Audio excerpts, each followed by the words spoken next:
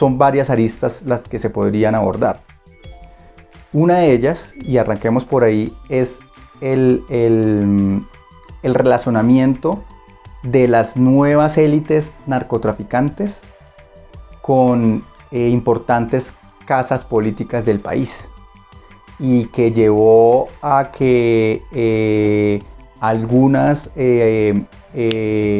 autoridades políticas de las regiones del país se posicionaran como líderes ya con un efecto, con una influencia no solo regional, local, sino también nacional, gracias pues al financiamiento de estas nuevas élites narcotraficantes.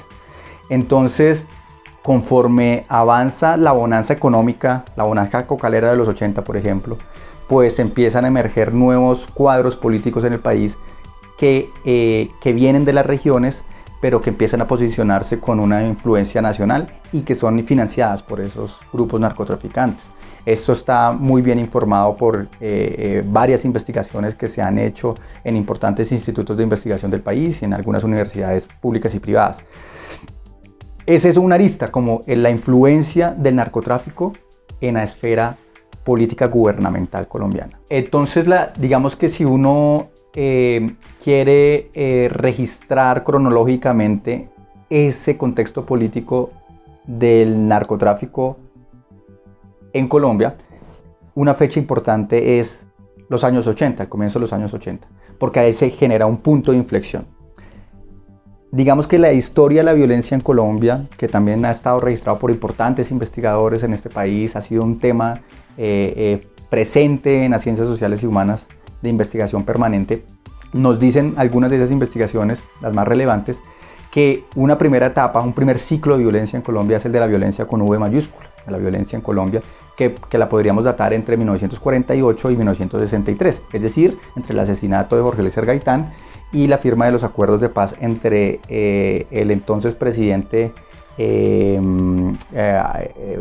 Rojas Pinilla, Gustavo Rojas Pinilla, que recordemos había asumido el poder como una suerte, como una medida para finiquitar el conflicto armado que se había generado entre los dos partidos políticos, liberal y conservador, en ese periodo, 1948 y 1953.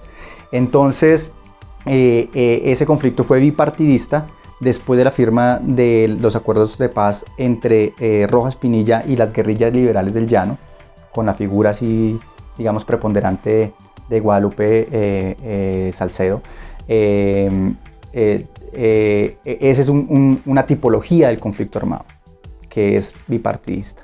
Después, en los años 60, emergen algunas de esas guerrillas liberales, mutaron, se transformaron en las guerrillas de inspiración izquierdista, inspiradas en la Revolución Cubana, en la Revolución Rusa, en la Revolución China, y aparecen las FARC, el ELN, el EPL, Quintín Lame y otras guerrillas más, que tienen presencia en los territorios del país.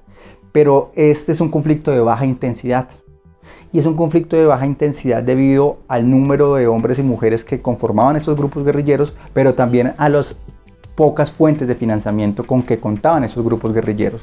Muchos de su armamento era lo que ellos llamaban en su momento armamento rescatado, entre comillas, al ejército, que era usurpado pues, a las fuerzas militares en combate.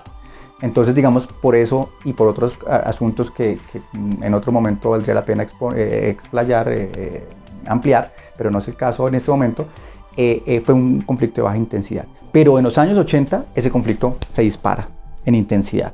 Y cuando hablo de baja intensidad o de alta intensidad, estamos hablando de número de asesinatos, número de bajas, número de población civil afectada, número de secuestros, número de hectáreas del territorio afectado por el conflicto armado interno. Entonces esos son los indicadores que nos permiten hablar de un conflicto de baja o alta intensidad. Y eso en los años 80 se dispara. Y la fuente de financiación de ese punto de inflexión, de ese auge, de que se agrave el conflicto armado, que se vuelva de alta intensidad, es sin ninguna duda el narcotráfico en los años 80. Que, como les decía anteriormente, en ocasiones apoyó a unos y en ocasiones apoyó a otros. De hecho, el origen del paramilitarismo en Colombia, que también se da allí en los años 80, tiene al narcotráfico como una de sus principales fuentes de financiamiento.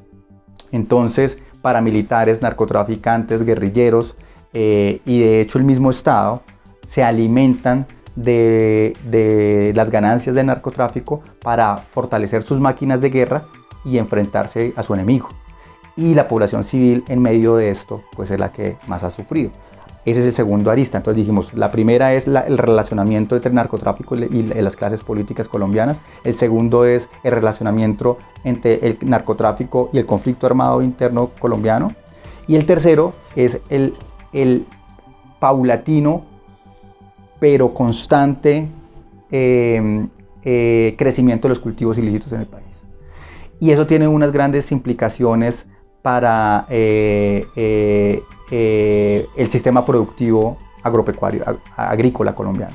Y es que debido a una ausencia estatal en los territorios, muchas poblaciones campesinas vieron en los cultivos ilícitos, particularmente la hoja de coca y amapola ya en los 90, finales de los 80 y comienzos de los 90, una oportunidad productiva.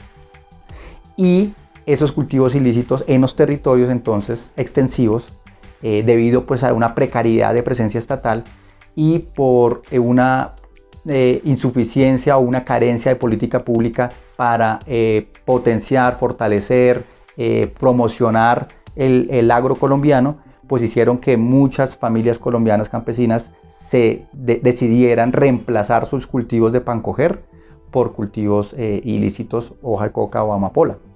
Entonces el número de hectáreas de cultivos ilícitos a partir de los años 80 ha venido incrementándose, en ciertos periodos breves ha disminuido, pero digamos que aún hoy en día en 2022 siguen estando presentes y se niegan a retroceder el número de hectáreas cultivadas. Entonces es un tercer factor.